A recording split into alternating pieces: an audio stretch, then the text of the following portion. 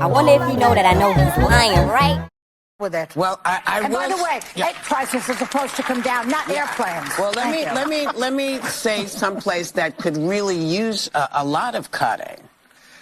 You know, There's Elon has very many, what do you call it? Government contracts? Yeah. Truth.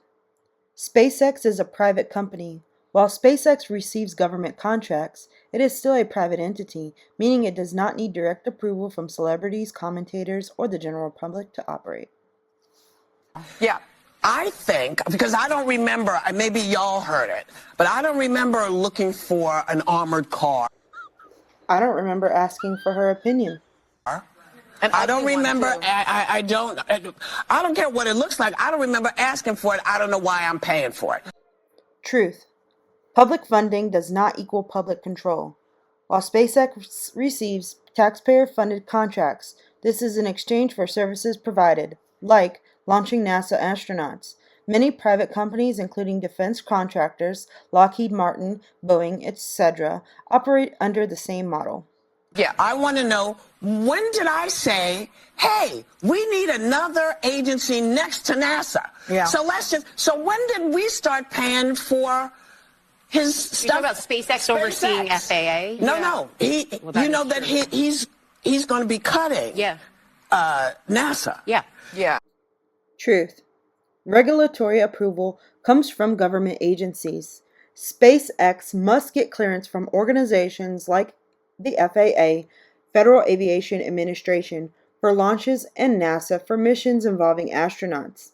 These agencies, not individuals like Whoopi Goldberg or the general public, regulate SpaceX's operations. That's the competition.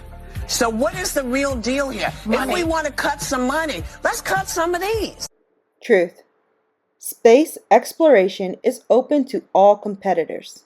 If Whoopi Goldberg or anyone else believes they should have influence over space travel, they could support or create alternative companies, advocate for policy changes, or invest in space ventures, rather than expecting individual control over a private company.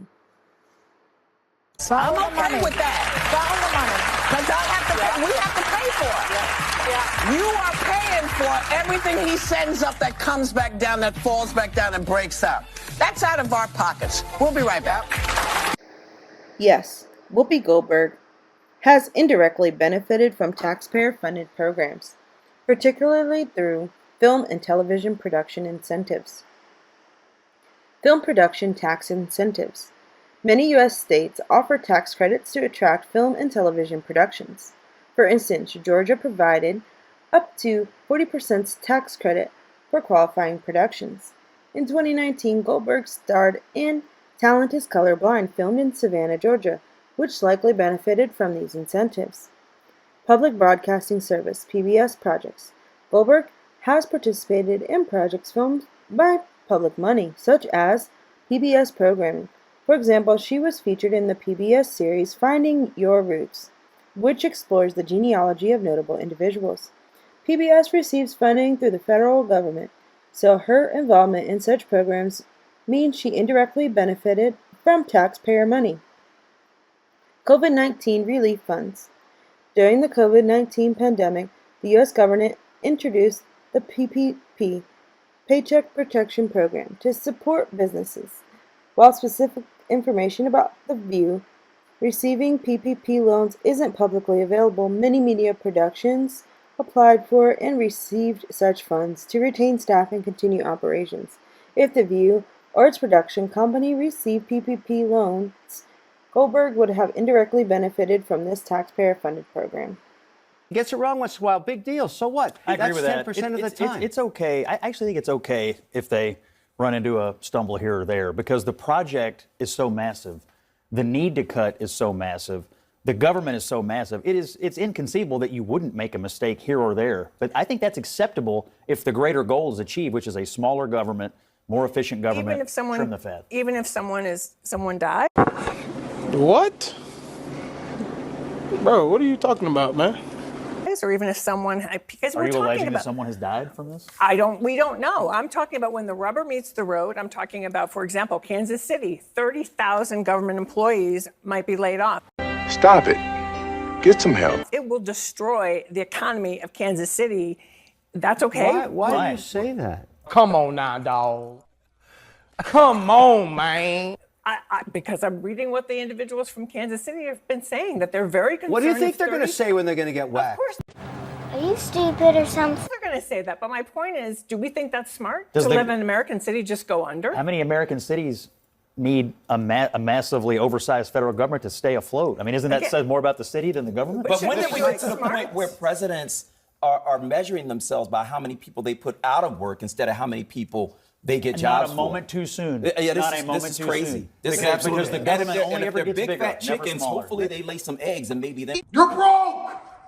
You're poor! Inspector General audit last year that showed over an 8-year period, the Social Security Administration made almost $72 billion in improper payments, a little less than 1% of payments in that time period. Now, the report also says that most of these improper payments were overpayments, not payments to deceased people or people who didn't qualify to receive these payments. At the same time, Jose, this effort by DOGE is to go through this agency like every other and try to weed out waste and fraud. Yeah, I mean, and also 72 billion, and that's without a comprehensive search. I mean, that's significant. What are the plans to do so if those records are obtained? Well, as we know, there's a massive amount of fraud in this country. You have, for example, foreign fraud rings. These are foreign nationals who come into the United States. They use fake Social Security numbers. They use fake identities to steal billions in taxpayer benefits.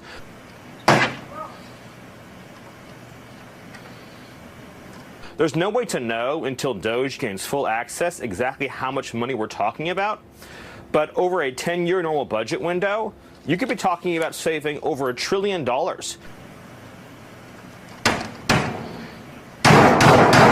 By clamping down on massive fraud in our tax and entitlement systems, including, again, those carried out by organized fraud and theft rings. A very important point in all this is to understand that DOGE are subordinate staffers of the federal government. They are political appointees, just like me, just like everyone else in the White House, that serve and answer to the president. So we're not talking about an outside private entity. We're talking about the existing federal staff of the federal government performing their statutory and constitutional. Damn! Reporting that they're employees that are being laid off are on probationary status, so it's easier to lay them off because they're still on probation. They include radar, landing, and navigational aid maintenance. But isn't there already a shortage at the FAA? Why do this now, especially considering what's happened in the States, and now, of course, you have this other incident and a few others? Yeah, well, this one happened in Canada, but yes. I mean, I can only tell you what the Secretary of Transportation says. There are 45,000 employees at the FAA. We're talking about fewer than 400 people, and he says 0 air traffic controllers and critical safety personnel were let go. So if that's true, I don't really have a problem with it, to be honest with you. I do like the idea of keeping the people who are in the direct chain of command of safety and the air traffic control system and so on and so forth.